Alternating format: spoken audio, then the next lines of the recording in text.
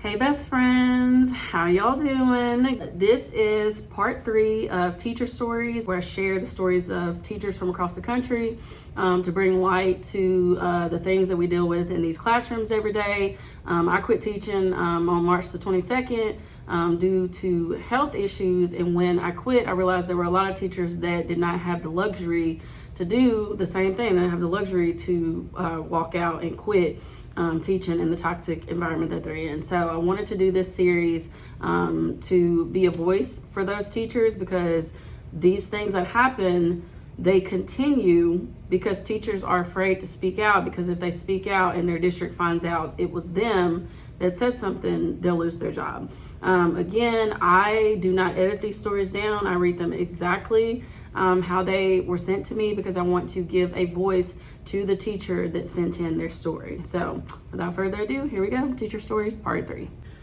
Also, let me say this. If you are not a teacher and you're listening to these stories and you have the mindset, oh my God, teachers are always complaining.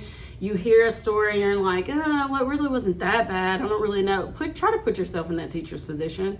Try to put yourself in their position, whatever job that you're in. Think, if my boss came and said it to me this way or whatever, just try to put yourself in teacher shoes, because this is one of the hardest years of any of our teaching career.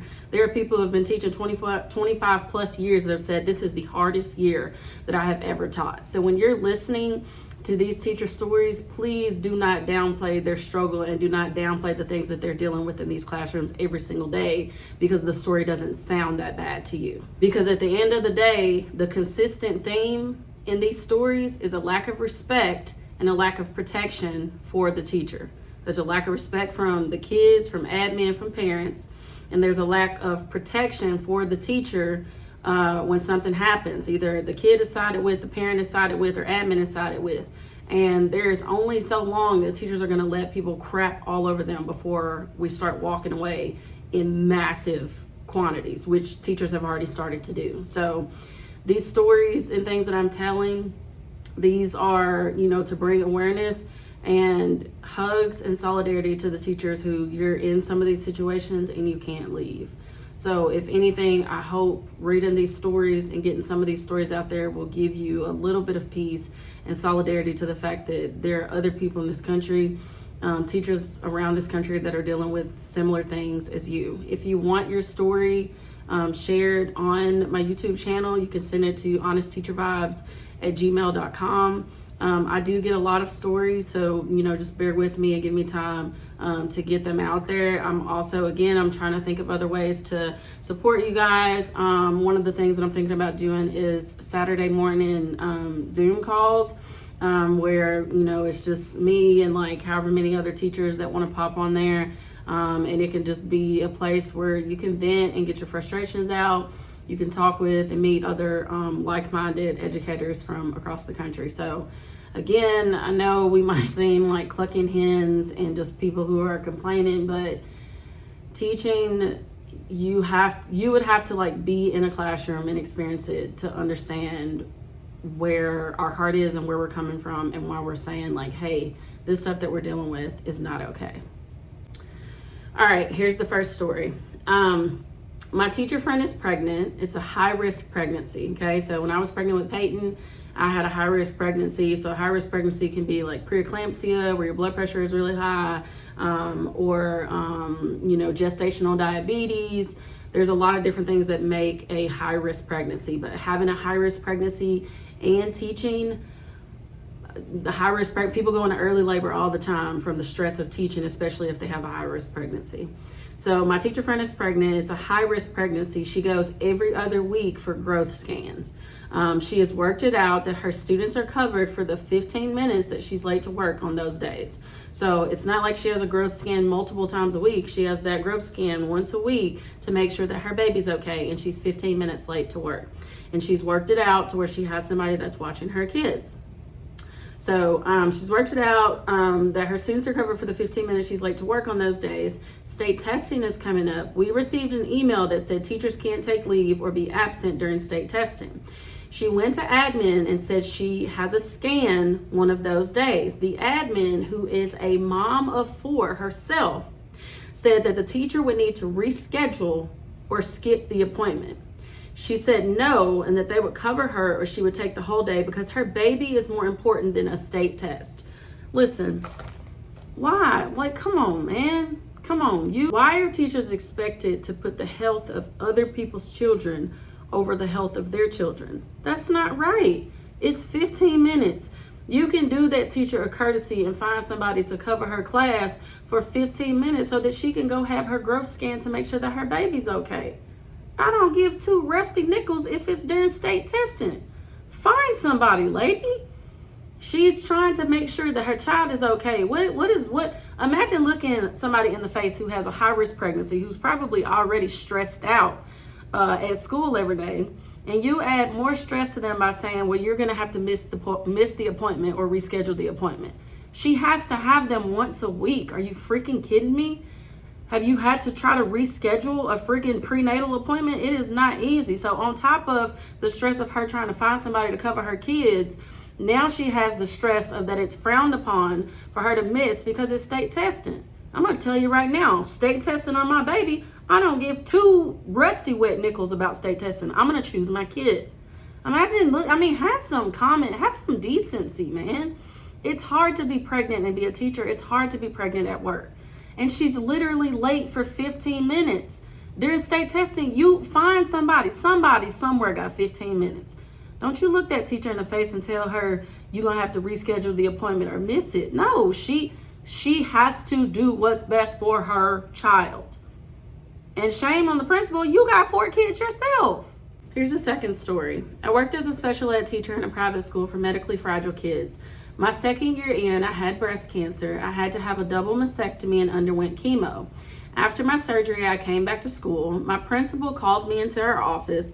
I thought she'd be decent, but she proceeded to berate and bully me about mistakes that I made before I left.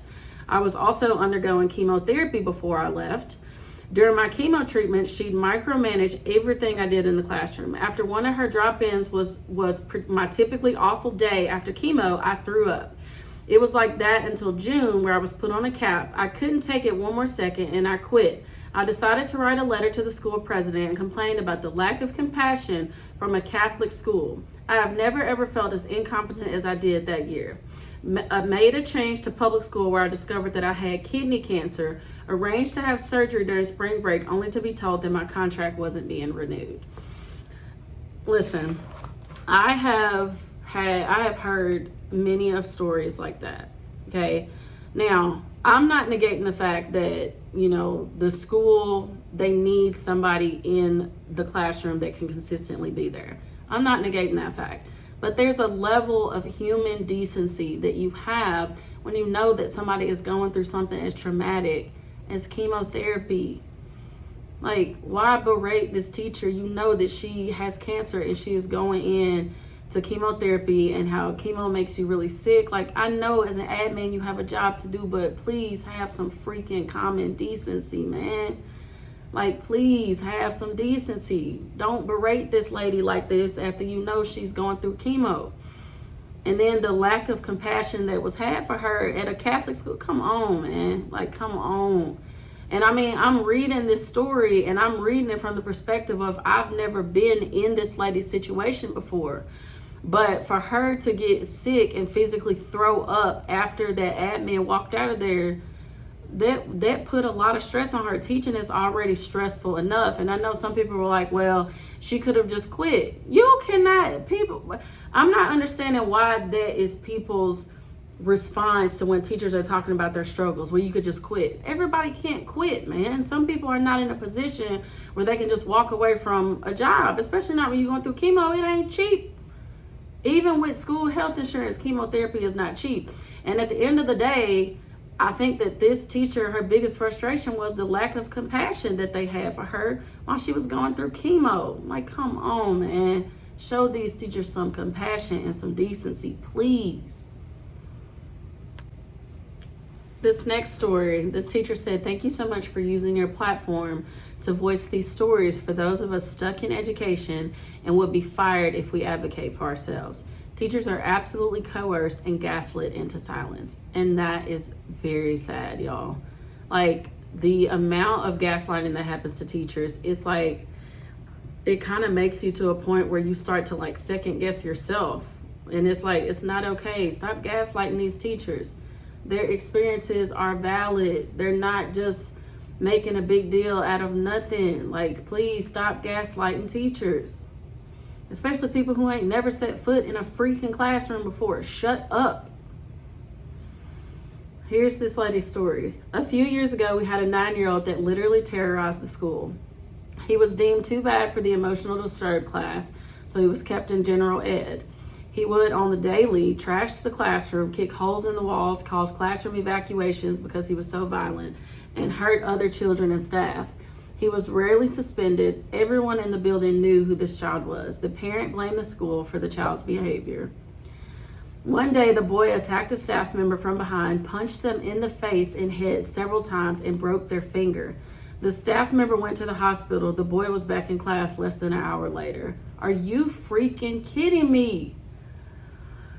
A few days later, the child brought a weapon to school and showed it to other children. You can guess what kind of weapon it was. He said he was going to harm them. The kids were terrified and told the teacher. The teacher got admin to come and take the backpack and the student. The weapon was a realistic looking toy weapon with the orange cap missing. The kid was only out of class for 20 minutes and literally nothing happened. There are so many other stories I could tell from this school. I'm no longer teaching there and my health is better for it. Listen, there are a lot of things that went on in that story, okay? I know that there are kids that are like emotionally disturbed and have to be like in separate classes and things like that. And I know that there are kids that deal with trauma and they have a lot of things going on at home, but there has to be a better system that in place, or something better that we can put in place that protects the child and the teacher. That teacher had her finger broken and the child went back to class. Like, what? Why is it becoming an acceptable practice for teachers to be hit by students, and then, you know, their IEP or their 504 or whatever plan they have protects them? That's not okay, y'all. That's not okay. Like, I'm not saying that we that we shouldn't get the child the help that they deserve. We absolutely should get the child the help that they deserve, but should the child be able to do those things at the expense of hurting the teacher? Like, we need to protect all parties involved, and that includes the teacher. These teachers are, the amount of teachers that y'all have sent me y'all stories of being hit, kicked, bit, slapped, punched, spit on, bones broken, all kind of stuff like that, and nothing happens to the kid. That is not okay. That is not okay. And again, I'm not trying to demonize the kids, but like, these stories, it's taking me so long to make this video because these stories weigh really heavy on me. And I know that to whom much is given, much is required. And so, you know, I want to be a voice and I want to tell y'all stories, but man, reading y'all stories some days, like, this stuff that y'all are having to deal with is not right. Like, praise God that I was able to walk away, and praise God that I was able to leave. But there are people, y'all, that's not an option for them. There has to be something better that we can do to help and serve these teachers. And one of the biggest things is the consistent thing that I hear: a lack of discipline for the child, a lack of respect and protection for the teacher. It's not okay, man. It's not okay. And I know that kids are dealing with trauma. I know kids are dealing with mental health issues. I know there are a lot of things that are going on in these schools to contribute to things, but it's not okay for these teachers to be harmed like this. And then nothing happens. Like, come on, please. Here's the next story. Today at the high school I teach, the water has been cut off by the city for a water main repair. The water's been off since yesterday and will continue to be off for the next 4 to 6 hours. Our principal called the district office to try and have a virtual day called for our school, but our superintendent is out of town and no one at the district office wanted to make the call. So now we have 1,600 plus students, faculty, and staff in a building with no water, no restrooms, no heat, and no fire suppression. They're shuttling students and faculty to our stadium to use the restrooms, but there is no water pressure in the hand washing stations and has not been for months. The coaches have complained and it has not been fixed. Listen, Mr. Superintendent of Schools, if you gonna go out of town, sir, who else can they call? Because what the logical thing, why would the logical thing not be done? I don't understand. You have no running water, you have no restrooms. If a fire breaks out at the school, there's you have no sprinkler system this is a safety hazard. Somebody at the county office, y'all make decisions about everything else that ain't got nothing to do with y'all. Y'all could have made a decision to let those kids out of school because you ain't how they eat lunch? How they go to the bathroom? 1,600 plus kids. Somebody at county office should have been able to make a decision, because y'all do it all the time, to let those kids and those teachers out of school. Can you imagine those teachers' day while they was trying to teach and kids got to go to the bathroom and ain't no running water, they can't get nothing to drink? Like, what? Come on, big dog. Come on, somebody somewhere. And I'm sorry, Mr. Superintendent, if you out of town, can we call you for emergencies, or can you put a second in command or something? Because that is some gross negligence right there. I'll just call it what it is. That's some gross negligence for the kids and for those teachers. Okay, besties, here's the last story. Today, my room was destroyed by a student from top to bottom. Chairs knocked over, writing on the floor, things torn down, and off the bulletin boards. The student also threw garbage all over the room. The student then proceeded to spit, kick, hit, and scream at staff. It took 3 calls for support to come, so at least that's better than most places probably. I'm not even mad or sad anymore, I'm just numb. I already put in my resignation in April, and I will not be returning next school year, because what is happening in the schools is not right, and teachers not being supported is unacceptable. Y'all, again I say, what can be done? We have to do something. We have to do something. Come on, you spitting, kicking, hitting, knocking stuff over, tearing up. How traumatizing is that for the other daggum kids that's in the class? And bless that teacher's heart. She you know what? At this point, I ain't even mad or sad no more. I'm just numb about it.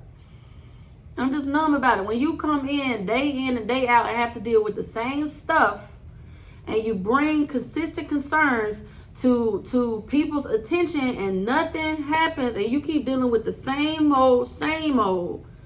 That's why, there's a lot of teachers out there that are like, man, I don't even have the energy or the emotion to deal with this no more. I ain't even mad or sad. I'm just numb. And I've gotten a lot of messages like that from y'all this week, where y'all are like, man, I ain't even mad or sad. I'm just numb. Because at this point, I don't know what to do. We have got to do something. And I'm using my platform to get these stories out there, because I'm like, I don't know what the full solution is, and I don't know what to do, but we have got to do something. There have got to be some better systems and structures in place or something. These teachers are literally getting hurt by these kids. And you got people making excuses for the kid tearing up the classroom like that, and the parent is like, it's the teachers, it's the school's fault. Ma'am, he is your child too. What can you help me help you? This is not okay. What in our minds would look at the education system and how it is right now and say, oh, well, I don't really know what to do. No. And again, the freaking people who have the capability to do something about it, it don't affect their pocketbook, so they don't care. They don't care. And let me say this, I ain't 100% ragging on admin either, because there's some good admin out there who feel like their hands are tied too.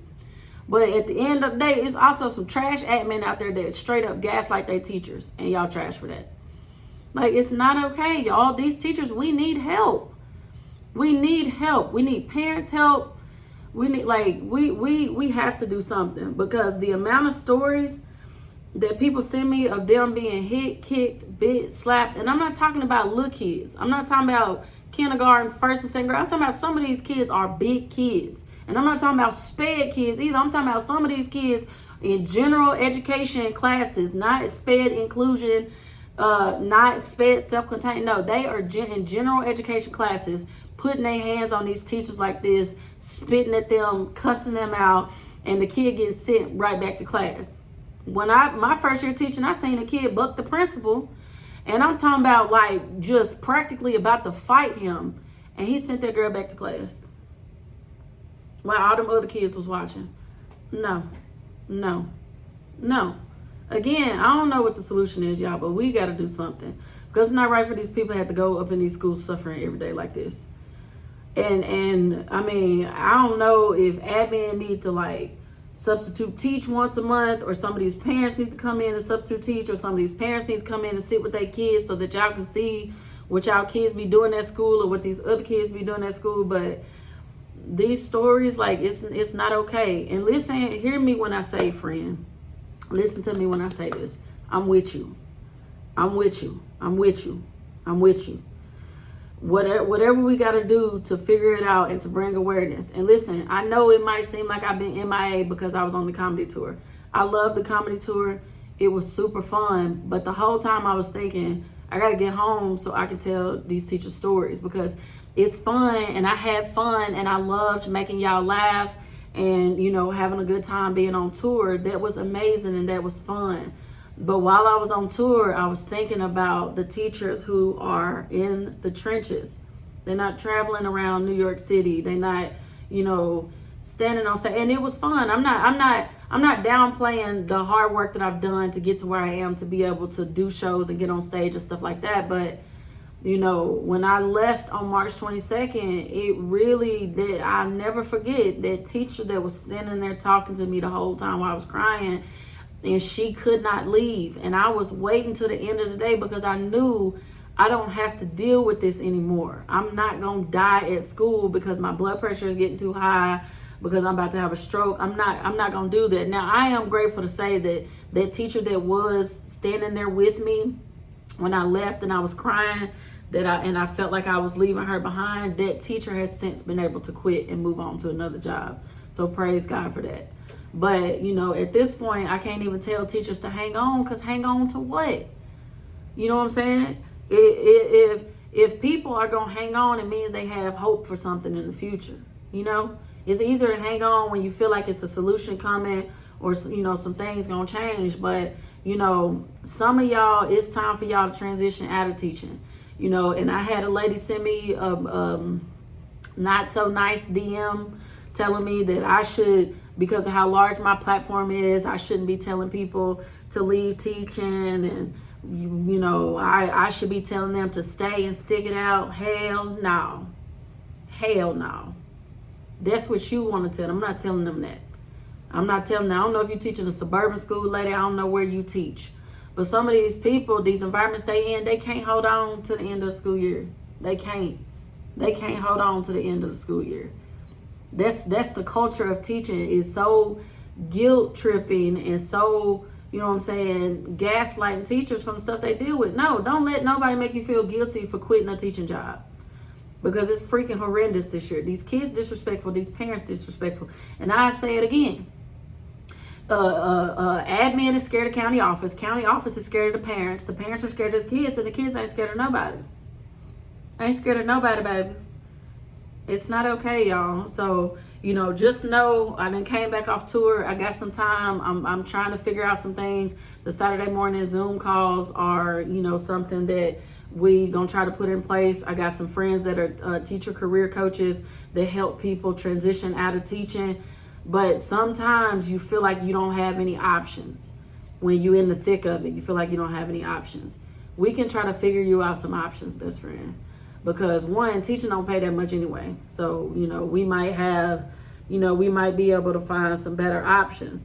And, you know, if you're a new teacher going into teaching, just go into it with your eyes wide open. You know what I'm saying? Like, you make the decision for yourself on whether you want to stay. But at the end of the day, You know, the teachers who are leaving, don't let anybody make you feel bad for leaving. You got to do what's best for you and your family. And essentially, that's what I chose to do, was to do what's best for me and my family. Because again, if something happens to you at school and you don't make it, they gonna find somebody else to replace you. You're replaceable at school, not at home. Okay? I love y'all, man. Again, I can't even tell you to hang in there because it's rough. Okay? Now again, I may not be able to always answer my DMs, but I see y'all's messages and I answer as many of them as I can, because I know this here is a struggle. And I know that you need somebody to vent to. And I promise you, we're trying to come up with some resources and some things to help you guys deal with the terrible year that this has been. I love you guys. I'll try to come out with some funny videos, because Lord knows that we need to laugh. But again, when I tell these teacher stories, they not funny. You know what I'm saying? Everything ain't funny. And so I'll still be making my Honest Teacher Vibes funny content. But these particular stories, man, this stuff ain't funny. Okay, and if you somebody who's not a teacher and you feel like, oh my God, all teachers do is complain, unsubscribe, bro. Unsubscribe. Because every time you see teacher stories come up, it's going to be what these teachers dealing with in these classrooms every day. So if you don't like it, unsubscribe. Okay? Love y'all, best friends. You gonna be all right. You do what's best for you and your family. You take care of yourself. You take those days if you need those days. You go in your classroom, you close your door, you cut those lights out when you have your planning period, and you take a second to yourself. Okay? Love y'all.